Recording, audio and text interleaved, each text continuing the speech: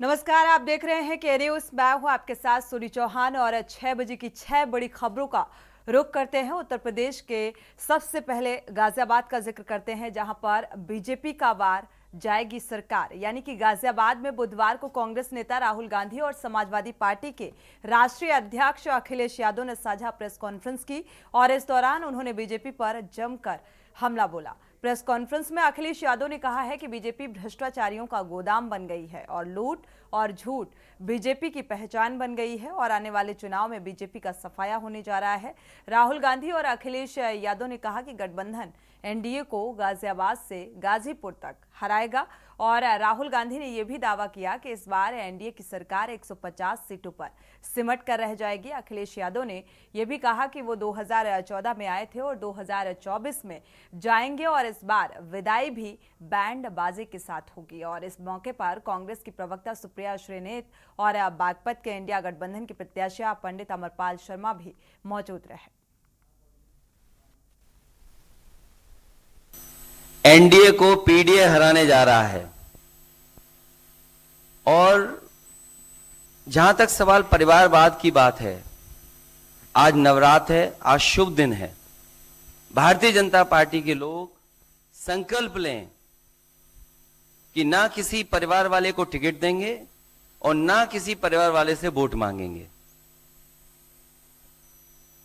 और गाजियाबाद में कार्यक्रम इसलिए किया है क्योंकि हम दोनों लोगों ने संकल्प लिया है। वो तो इंडिया गठबंधन का नाम भी ठीक से नहीं ले पाते हैं। INDIA तो इंडिया होता है, इंडी कब से हो गया। यहां से सफाया होगा गाजीपुर तक। आज किसान दुखी है। तमाम जो वादे किए थे, भारतीय जनता पार्टी की हर बात झूठी निकली। उनके वादे झूठे। न किसान की आय दोगुनी हुई, न नौजवान को नौकरी रोजगार मिला, और जो सपने दिखाए थे, नैतिकता का बुलबुला था, वो भी टूट गया। हजारों करोड़ रुपए का कॉन्ट्रैक्ट किसी कंपनी को मिलता है, उसके एकदम बाद वो कंपनी बीजेपी को पैसा देती है। सीबीआई की इंक्वायरी होती है, ईडी की इंक्वायरी होती है, किसी कंपनी पर शुरू होती है। उसके 10-15 दिन बाद कंपनी करोड़ों रुपए बीजेपी को देती है और फिर सीबीआई की इंक्वायरी, ईडी की इंक्वायरी बंद हो जाती है। सड़क पे इसको एक्सटॉर्शन कहते हैं। एक्सटॉर्शन कहते हैं सड़क पे। तो ये जो है इलेक्टोरल बॉन्ड्स का जो स्कीम है, ये दुनिया का सबसे बड़ा एक्सटॉर्शन का स्कीम है। हिंदुस्तान के सारे बिजनेसमैन इस बात को समझते हैं, जानते हैं। और प्रधानमंत्री जितनी भी सफाई देना चाहें, कोई फर्क नहीं पड़ने वाला है, क्योंकि पूरा देश जानता है कि प्रधानमंत्री भ्रष्टाचार के चैंपियन है। सीट्स का प्रेडिक्शन तो नहीं करता हूं, जनरल बात कह सकता हूं कि बीजेपी को मुझे लग रहा था 15-20 दिन पहले कि 180 से 180 तक जाएंगे। अब मुझे लग रहा है 150 तक जाएंगे। हर स्टेट में हमें रिपोर्ट मिल रही है कि हमारा चुनाव इंप्रूव कर रहा है और अंडर करंट है। जहां तक गठबंधन की बात है, यूपी गठबंधन की बात है, बड़ा पावरफुल गठबंधन है और बहुत अच्छा परफॉर्मेंस होगा हमारा उत्तर प्रदेश में। बढ़ते आगे और बात करते हैं केजरीवाल का कामकाज और आपका रामराज। आप सांसद संजय सिंह और आतिशिया, सौरभ भारद्वाज और जैस्मिन शाह ने प्रेस कॉन्फ्रेंस की और इस दौरान आम आदमी पार्टी की वेबसाइट आपका रामराज लॉन्च की गई। आतिशी ने कहा है कि केजरीवाल सरकार के कामकाज के बारे में जानकारी देने के लिए ये वेबसाइट शुरू हुई है और दिल्ली सरकार में मंत्री आतिशी ने यह भी कहा कि केजरीवाल सरकार के कामकाज के बारे में जानकारी देने के लिए आपका रामराज वेबसाइट शुरू की गई। राम राज्य की अवधारणा को हम दिल्ली और पंजाब में लागू कर रहे हैं और ये भी कहा कि हम इस वेबसाइट के जरिए आम आदमी पार्टी के जनहित के कार्यों को देश और दुनिया में पहुंचाना चाहते हैं। वहीं आप सांसद संजय सिंह ने कहा कि सीएम अरविंद केजरीवाल के राम राज्य की अवधारणा में कोई भेदभाव नहीं है, कोई छोटा बड़ा नहीं है और सभी के हित में काम करने का विचार है। और इसी को ध्यान में रखते हुए रामनवमी के अवसर पर आपकी लोकसभा अभियान वेबसाइट और आपका राम राज्य लॉन्च की गई। कल्पना जो हिंदुस्तान में की गई, एक मॉडल स्टेट की कल्पना जो हिंदुस्तान में की गई, उसके बारे में मोटे दो तरीके के राम राज्यों की बात की जाती है। एक वो राम राज्य जो गांधी जी ने सोचा और एक वो राम राज्य जो गॉडसे का राम राज्य है। राम राज्य का मतलब है एक मॉडल स्टेट, एक वेलफेयर स्टेट, जिसके अंदर लोगों को कोई भी कष्ट ना हो, ये सरकार की जिम्मेदारी हो। और इसकी परिकल्पना जब की गई और राम राज्य के बारे में जब गोस्वामी तुलसीदास जी ने रामायण में लिखा, तो उन्होंने बताया जब राम वनवास के बाद, रावण वध के बाद अयोध्या लौटे, राम राज्य एक मॉडल स्टेट की कल्पना जो हिंदुस्तान में की गई, उसके बारे में मोटे तौर पे दो तरीके के राम राज्यों की बात की जाती है। एक वो राम राज्य। प्रखर श्रीवास्तव आम आदमी पार्टी के प्रवक्ता जुड़े हुए हैं फोन लाइन में। आपका स्वागत है के न्यूज में जुड़ने के लिए। प्रखर जी, क्या लगता है जिस तरीके से ये प्रेस कॉन्फ्रेंस सामने आई, वेबसाइट लॉन्च की गई, राम जी बेड़ा पार करेंगे, जिस तरीके की स्थितियां बनती हुई नजर आ रही हैं? सुनी जी, सबसे पहले आपको नमस्कार और आपके सभी दर्शकों को मेरा नमस्कार जी। सुनी जी, देखिए, राम राज क्या होता है वो आम आदमी पार्टी से बेहतर कोई नहीं बता सकता। हमारे आदर्श है भगवान राम और हम उनके आदर्शों पे चलने वाली पार्टी में से हैं, उन लोगों में से हैं।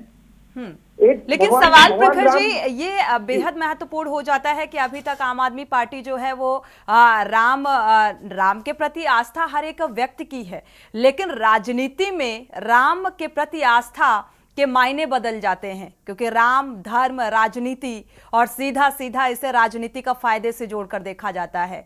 तो अब ऐसे में इस वेबसाइट का लॉन्च होना और गांधीवादी जो विचारधारा है उस रामवादी विचारधारा का जिक्र आम आदमी पार्टी कर रही है या गोडसे किए रामवादी विचारधारा का जिक्र?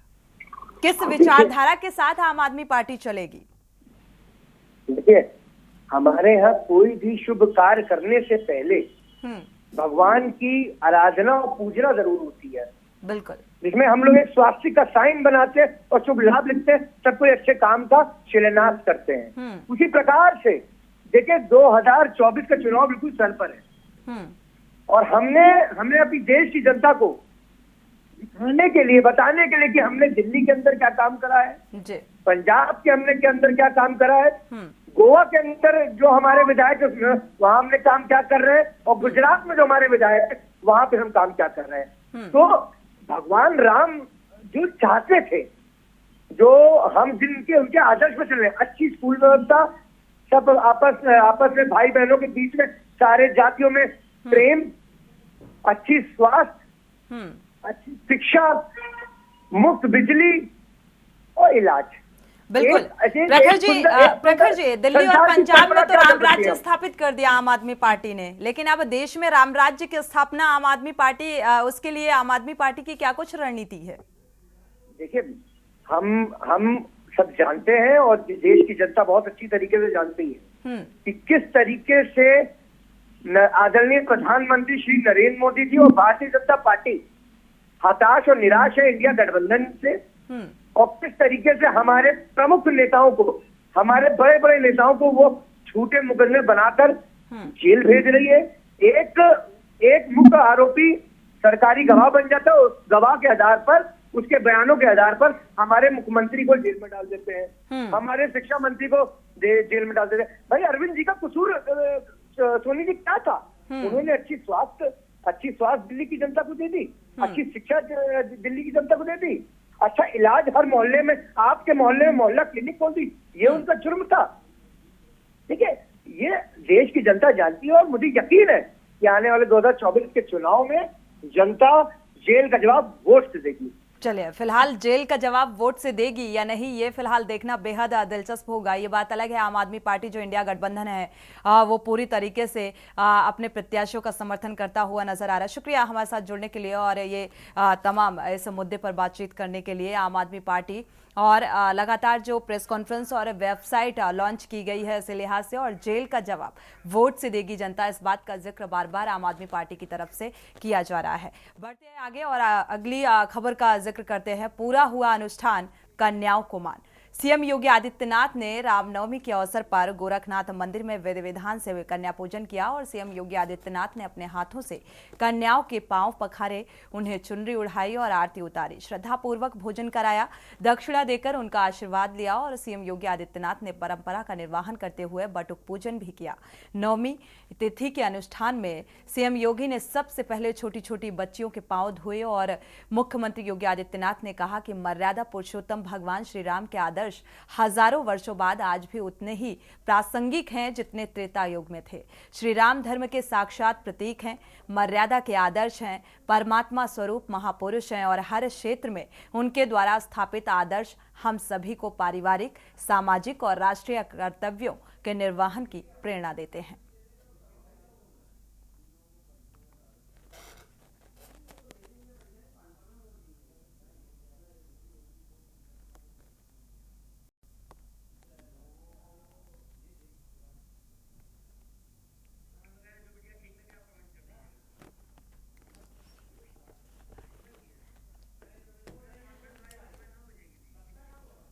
तो फिलहाल ये बेहद खास तस्वीरें उस अनुष्ठान को पूरी करती हुई सीएम योगी आदित्यनाथ की नजर आ रही हैं। किस तरीके से कहते हैं रामनवमी और सिद्धिदात्री का ये जो नवा स्वरूप है, इसका अनुष्ठान पूरा करते हुए और इन कन्याओं को माता स्वरूप इनका पूजन करते हुए, तिलक करते हुए, पैर पखारते हुए सीएम योगी आदित्यनाथ नजर आ रहे हैं और विधि विधान के साथ इस अनुष्ठान को पूरा किया, कन्याओं का आशीर्वाद लिया और कन्या भोज किया, अपने हाथों से भोजन कराया। बढ़ते आगे, सत्य की पुकार और भरी हुंकार। कांग्रेस की राष्ट्रीय महासचिव प्रियंका गांधी ने सहारनपुर की गोल कोठी में से लेकर कुतुब शेर थाने तक रोड शो किया और करीब 1 घंटा तक ये रोड शो चला। प्रियंका गांधी ने लगभग 12 मिनट जनता को यहां पर संबोधित किया। इस दौरान प्रियंका गांधी ने मोदी पर खूब तंज भी कसे। प्रियंका गांधी ने कहा कि ऐसा देश ने सत्ता को नहीं सत्य को पूजा है और मोदी सत्ता को पूजते हैं, सत्य को नहीं। आपको बता दें कि रोड शो अधिकतर मुस्लिम आबादी के बीच से गुजरा और कांग्रेस प्रत्याशी इमरान मसूद के समर्थन में वोट की अपील की। रोड शो के दौरान प्रियंका गांधी ने रामनवमी को भी याद करते हुए कहा कि भगवान राम ने भी सत्य की लड़ाई लड़ी थी और जब उनके सामने रावण युद्ध करने के लिए आया तो सारी शक्ति रावण के पास थी, लेकिन भगवान राम ने 9 व्रत रखकर सारी शक्ति अपने पास ले ली थी और इसके बाद रावण से युद्ध किया और सत्य की जीत हुई।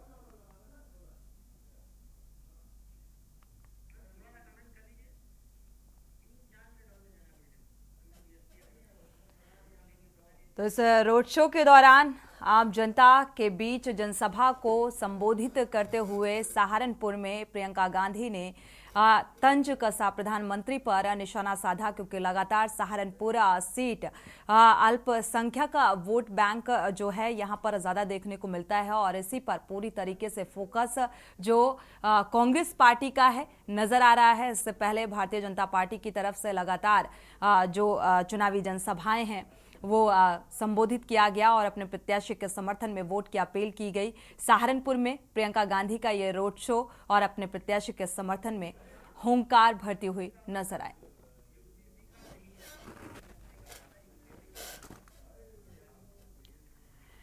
बढ़ते आगे बात करते हैं अगली बड़े राजनीतिक खबर की। टीएमसी का वादा, यूसीसी का नहीं इरादा। ममता बनर्जी की पार्टी तृणमूल कांग्रेस ने लोकसभा चुनाव के लिए अपना घोषणा पत्र जारी कर दिया है और टीएमसी ने अपने मैनिफेस्टो में वादा किया है कि अगर केंद्र में सरकार बनने पर सीसीए को रद्द कर देगी तो साथ ही एनआरसी की प्रक्रिया रोक दी जाएगी। तृणमूल कांग्रेस ने अपने घोषणा पत्र में यूनिफॉर्म सिविल कोड को लागू करने का भी वादा किया है और आपको बता दें कि टीएमसी ने लोकसभा चुनाव का पहला चरण शुरू होने से 2 दिन पहले ही अपना घोषणा पत्र जारी किया और आपको बता दें कि पहले चरण में 19 अप्रैल को पश्चिम बंगाल के कोचा बिहार अलीपुरद्वार और जलपाईगुड़ी में मतदान होगा और टीएमसी का मैनिफेस्टो रिलीज करते हुए पार्टी के राष्ट्रीय प्रवक्ता डेरेक ओब्रायन ने कहा है कि ममता बनर्जी ने देश की जनता से 10 वादे किए हैं। हमारा स्टैंड है कि बंगाल में सीएए लागू नहीं होगा और एनआरसी और समान नागरिक संहिता यानी कि यूसीसी भी लागू नहीं होने देंगे।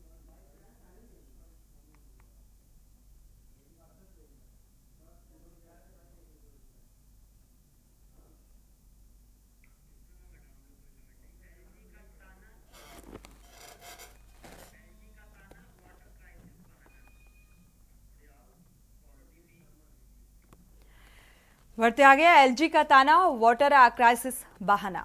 दिल्ली के उपराज्यपाल जो वीके सक्सेना है, उन्होंने राजधानी में पानी से जुड़ी समस्याओं पर मुख्यमंत्री अरविंद केजरीवाल को एक खुला पत्र लिखा है जो उनके अनुसार पिछले दशक में गंभीर हो गई है और दिल्ली जो स्थितियां हैं गंभीर बनती हुई नजर आ रही हैं। दिल्ली शराब नीति मामले में प्रवर्तन निदेशालय द्वारा गिरफ्तारी के बाद केजरीवाल को फिलहाल तिहाड़ जेल में न्यायिक हिरासत में रखा गया और एलजी सक्सेना ने केजरीवाल पर निशाना साधते हुए कहा है कि मैंने देश की राजनीति में आपके जैसे संकीर्ण सोच का शख्स नहीं देखा।